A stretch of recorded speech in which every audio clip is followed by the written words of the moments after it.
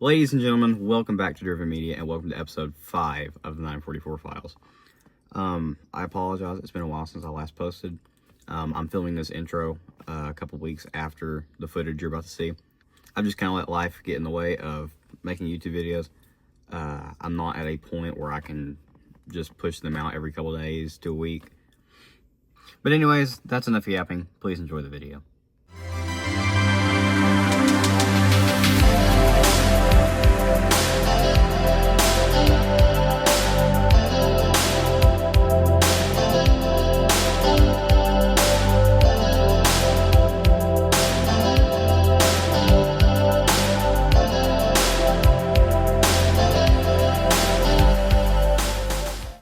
In this video, we're going to pull the bell housing and the clutch assembly out of the car. I'm about to put the cylinder head on the engine block, and we're going to pull the transmission out. And if there's time, I may film the process of me prepping and painting the bell housing. I'm not going to bore you with any of the prep or cleaning, which I will do. But basically, I'm just going to put some brake cleaner on a shop rag and spray this off or wipe it off, and then put the gasket on and then torque down the nuts. So give me a minute to get this thing uncovered, clean it, and then I'll film the process and be torquing everything down after I look up the torque specs.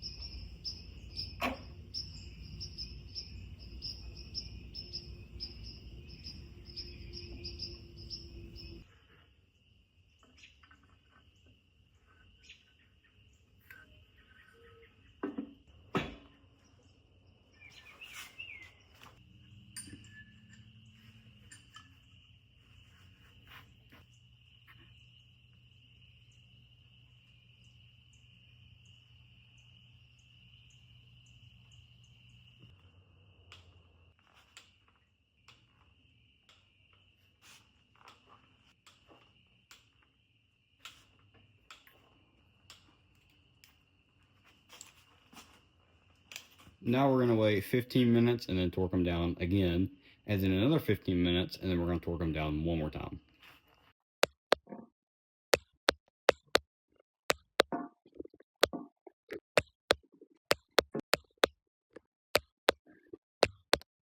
All right, we got one more torque sequence to go. This one's going to be hard to do because the engine hoist is going to want to roll around, and this is 67 foot-pounds.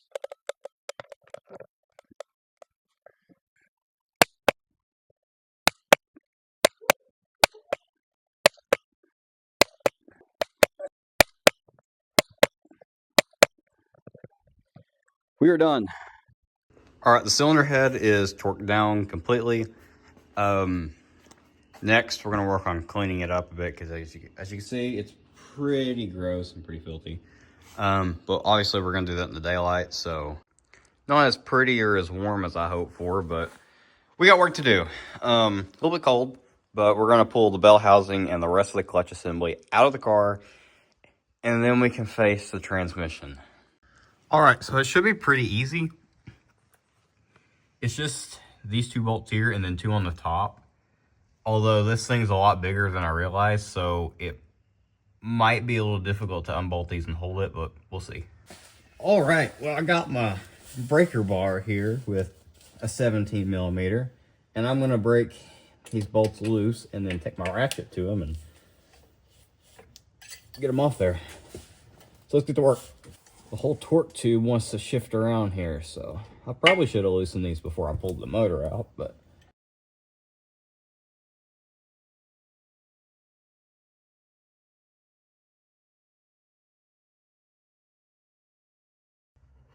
all right, all 4 bolts are out. So let's drop the jack and then get in there and slide this stupid thing out of here. All right, got the car back on the ground, so now I can actually like step into here and pull that out of here. Thankfully, I get to edit these videos myself because watching me climb in and out of this engine bay is not very pretty. I don't know how heavy this is. Oh, that ain't bad. It's probably because my foot's under it. Okay. without damaging any wires, because I really don't want to do that. All right, I got it out on the ground. So now that we have this out, I can pull the rest of the clutch assembly out of here and clean this up and paint it. But I'll wait to clean it tomorrow because it's really gloomy and cold and ugly today. All right, so I got the rest of the clutch assembly and the clutch fork and all that stuff separated from the bell housing. A lot of people make up these weird contraptions for getting the clutch fork shaft thingy out. It's not as complicated as you might think. What I use, the bolt I stuck in the end here, is just the bolt out of the motor mount for the passenger side, threaded right in, and then I just spun it a little bit and it pulled right out. So I have a bit of a trick for getting these super oily caked up surfaces clean. Now, I don't know if you remember what this transmission looked like when I first got it, but it was filthy and black, and there's still a bunch of gunk and stuff on it I need to get cleaned up. But this is just with a bit of pressure washing. And this is what I use as a degreaser to clean them. If you remember when I first got these wheels, they were caked in like this 2mm thick brake dust, and nothing I did got it off. This stuff got it off, and it got the inside of them clean too. So I'm going to drag this out here. The sun is down, so it won't dry this stuff up.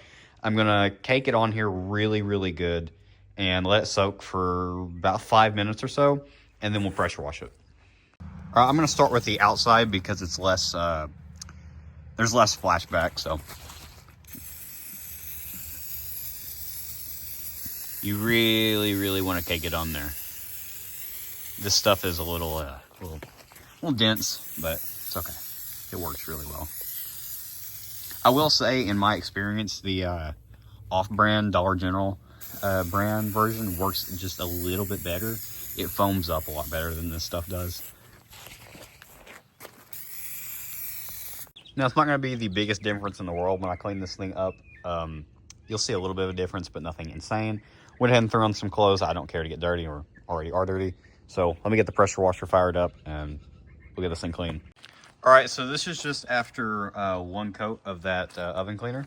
It already looks a lot better. I think it's probably fine like this. Sometimes you have to layer it a few times and rinse it off a few times, but just one coat did fine for the outside. So I'm gonna turn it over and coat the inside. And as you can see, the inside is a lot worse than the outside. So this might take more than one coat. You can see a really good before and after right here. All right, so it looks like just one hit of the oven cleaner did everything I needed it to. Of course, down these little corners and crevices, there's some stuff that I just couldn't get because the splashback was too much. So just some sandpaper will take care of that. So tomorrow when the sun's back up, I'm gonna bring this back outside, let it dry in the sun in the 80-degree heat, and then we'll scuff it and get ready to start painting it. All right, so the sun's back out, and I'm going to show you how to prep your metal for painting. I rattle can everything, so this is not if you want professional results, but just if you want it to look half decent. Red Scotch-Brite, you can get this at any auto parts store. I think you can even get it at Walmart. And you just scuff up the surface really good. And this should get off most of this stuff right here. See, it gets rid of most of that stuff. And you'll just go around the whole thing. Again, if you don't care if it's perfect, you don't have to get in these little cracks and crevices. I probably won't. And then you can lay your primer. I'm not primering this because it doesn't really matter. I'm just going to lay some paint on it. But scuffing the surface gets all that stuff and all that dirt off of it so your paint actually sticks to it and lasts a little bit longer. One thing to mention is if you don't want to buy any of this or you don't have any, 320 grit sandpaper also works just as well. This stuff is just a little bit more flexible. I got it as good as I really care. This sits under the car and sees everything I run over, so it doesn't matter too much to me. I just wanted to freshen it up a little bit. Now this is the part where you can decide whether you want to primer or not. If you primer it, just scuff it before you lay your paint on once again.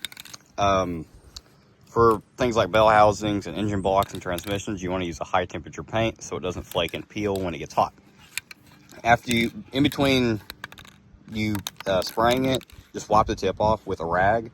And if there's dried paint on there, some brake clean on the rag will get it right off. Now you can see down here in these little edges right here where I didn't scuff it, what happens to the paint. Same with up here along these and down here on the front. And again, like I said, how perfect it is, it's really up to you. It doesn't have to be perfect. I don't care, because like I said, this sits under the car at the back of the motor. Nobody sees it except for me. But from right here, it looks a million times better. Okay, so I need to stop procrastinating this. Let's move everything, push the car forward a little bit, and get that transmission dropped. Now, I don't have a transmission jack, but I do have a 3-ton Pittsburgh jack. Oh, this is gonna be fun. All right, step one, remove this cover here. And then this little other one right up here. Now, this is not a how-to video. I am following another YouTube video as I'm doing this. I wouldn't listen to any of my advice on things like this because I'm not super mechanically inclined. All right, so you'll see the coupler right here, which connects the transmission to the torque tube that runs along the bottom of the car. There's a bolt that you can kind of see right there that we have to take out. All right, so we're removing that bolt, which is marked yellow, and then up here in this other little hole, we're removing that one.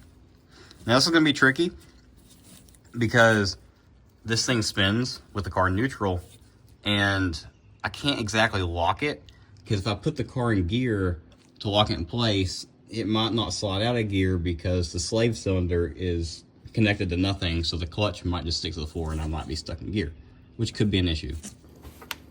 I'm gonna try putting the 1/2-inch ratchet on here just for a little bit more leverage. Probably should have pulled the trans before the motor. That way the slave cylinder would still work. Getting the bit in there is the hardest part, it seems.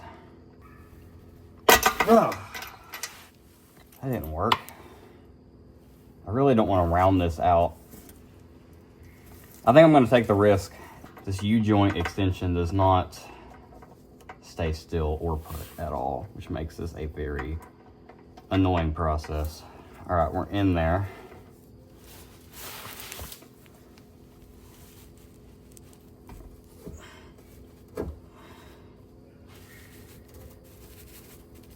Damn. Let's try something else. No, I don't have a 1/2-inch breaker bar in my hand. What are you talking about? Sweet. Now let's get the ratchet back on this. This is the worst, but also probably the best forearm workout.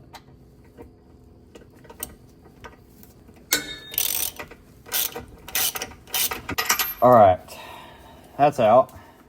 I don't think I need the U-joint for this one. Oh no, definitely not. Why did this one break loose so much easier?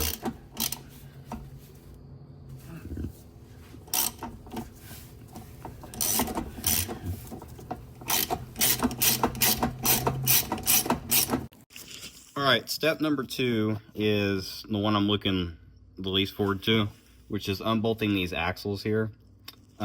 Apparently these triple square bits have a tendency to strip, so we got to be really careful. Make sure that's set in there really well. Slide my socket on over top of this, just like that. I should probably lock the e-brake so they can't spin.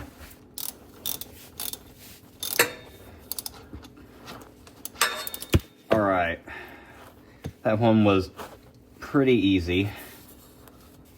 I'm hoping this doesn't drip grease everywhere, because these are some nice sheets of cardboard I have laid out here.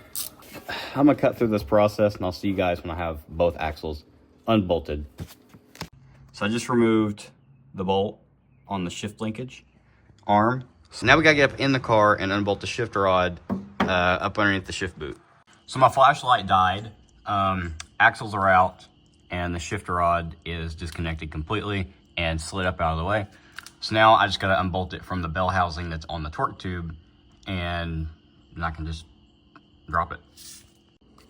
All right, I am back, got all the bolts out, and I charged the flashlight up a little bit.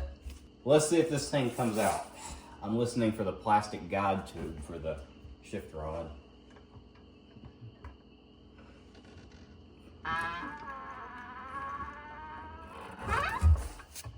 Trying to figure out what's holding it still. If I could just get it to go forward a little bit more, that'd be great. This is the bad part about not having a transmission jack, as I can't tilt the transmission the way I need it to tilt. I need the front of it facing towards the front of the car to come down a little bit.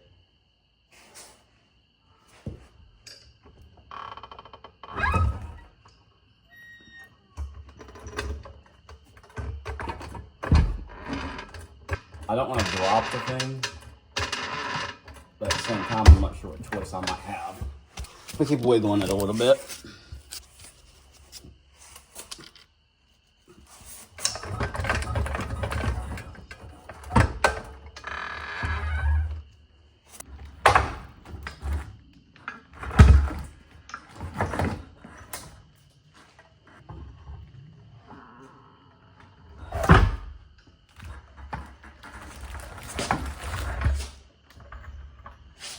It's out.